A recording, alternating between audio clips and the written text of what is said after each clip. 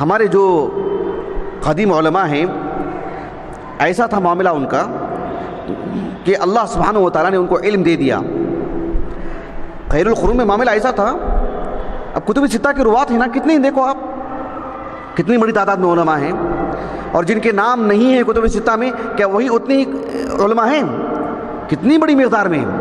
یعنی ہر کوئی چاہتا تھا کہ میرا بچہ حافظ قرآن بنے، عالم دین بنے، کچھ تو علماء کی صحبت میں رہے، مانا جانا تاجر ہو لیکن علماء کی صحبت میں رہے. یہ عام انداز تھا اس دور کا. ایسے میں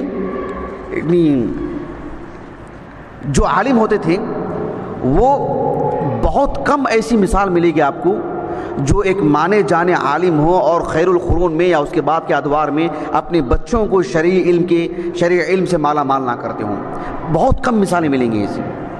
میں کہہ رہا ہوں آپ کو من یرید اللہ بہ خیرا یفقہہ فی الدین، اسی تناظر میں کہ باپ نے محنت کی، بچہ ہاتھ سے نکل چکا ہے. ہاتھ سے نکل چکا ہے کا معنی کیا ہے؟ فاسد ہو چکا ہے، بد اخلاق ہو چکا ہے، بد کردار. اس معنی میں نہیں، شرعی علم میں ایک عالم دین نہیں بن سکے، شرعی علم حاصل نہیں کر سکے، یہ معنی. لیکن ماں باپ خدمت کرتے، ماں باپ بہت ہی امید لگائے رکھتے تھے اور بہت ہی کام کرتے تھے ان پر. یہ تو تھا آپ کو، ایسے تو مثالیں بہت ملیں گی آپ کو. اب دیکھیں میں آپ کو جو بتانا چاہ رہا ہوں، امام احمد بن حنبل رحمہ اللہ، امام اہل سنہ والجماعہ، ان کے بارے میں یہ جو کتاب ہے اس کو ضرور پڑھیے گا.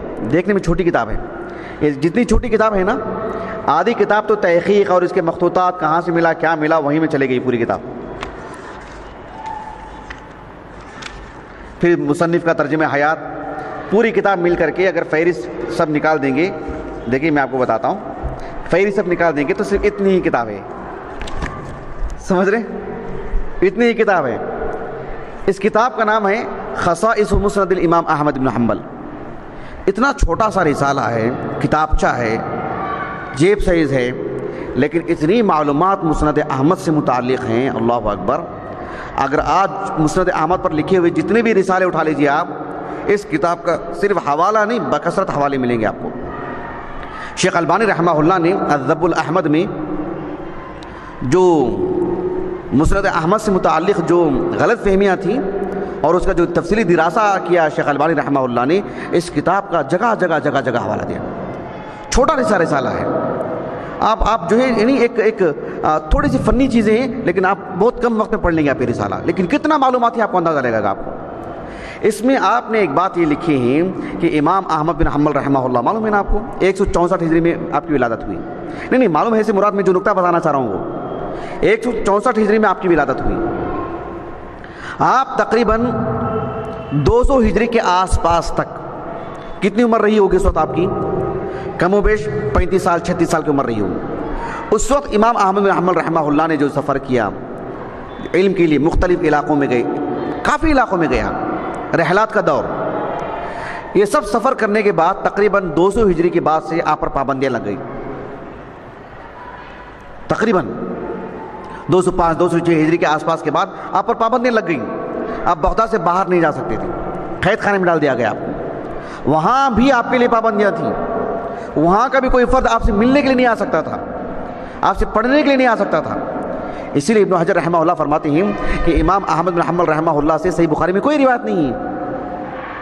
امام بخاری نے کوئی روایت نہیں لائے ہیں سوائے ایک جگہ پر کتاب النکاح میں، اور اس میں بھی کہا کہ قال لنا احمد بن حنبل، اس تعبیر کے ساتھ بما بالمذاکرہ، مذاکرے کے تحت. اور ایک اور مقام پر لے کر آئے ہیں، اس میں امام بخاری رحمہ اللہ نے ایک واسطے سے روایت لائے ہیں احمد بن حنبل سے، ایک واسطے سے. یہ بات کیوں ہے؟ یہ بات اس لیے ہے کہ ابن حجر رحمہ اللہ نے کہا کہ امام بخاری رحمہ اللہ جب سب سے پہلے پڑھنے کے لیے گئے ان علاقوں میں تو امام احمد بن حنبل رحمہ اللہ کے بیشتر اساتذہ کو پا لیا تھا. کون؟ امام بخاری. امام احمد بن حنبل کے جو اساتذہ تھے ان سے امام بخاری نے پڑھ لیا، تو امام احمد بن حنبل سے روایت لینے کا موقع نہیں مل سکا، مطلب روایت لانے کا موقع نہیں مل سکا. جب دوسری مرتبہ گئے تو آپ قید خانے میں تھے، پڑھ نہیں پائے آپ سے. اس وجہ سے علی بن المدینی جو امام احمد بن حنبل کے استاد ہیں ان سے روایت بہت ملتے ہیں لیکن احمد بن حنبل سے نہیں ملتے ہیں.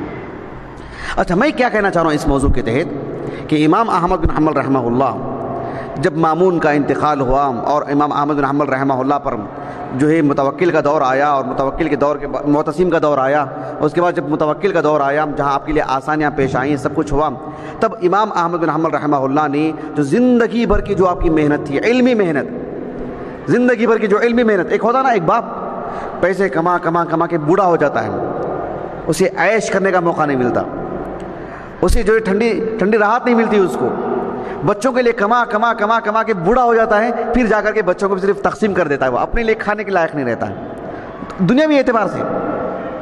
امام اہل سنہ احمد بن حنبل رحمہ اللہ جو رحلات کے ذریعے سے اساتذہ سے پڑھ کر کے اور جو ہے سب جھیل کر کے آپ نے جو مسند احمد ترتیب دیا آپ نے، وہ سب سے پہلے اپنے بچوں کو سنایا، آپ نے اپنے گھر والوں کو سنایا آپ نے۔ امام احمد بن حنبل رحمہ اللہ نے یعنی ان کے بھتیجے کو، ان کے سارے بچوں کو، ان کی بیوی کو، سب کو بٹھا کر کے مسند احمد، یعنی یہ رسالہ نہیں کہہ رہا ہوں میں آپ کو، مسند احمد جس میں مکرر روایات کو اگر ملا لیں گے تو 40,000 روایتیں آپ نے اپنے گھر والوں کو، جو ٹھوس عقل کے تھے، ان کے فرزندان لینے کے قابل تھے، اچھے خاصے تھے، ان کے سامنے سب سے پہلے اپنی زندگی کا سرمایہ دیا ان کو کہ سب سے پہلے آپ، پھر امت مسلمہ۔ یہ ایسی مثالیں بہت ملیں گی آپ کو۔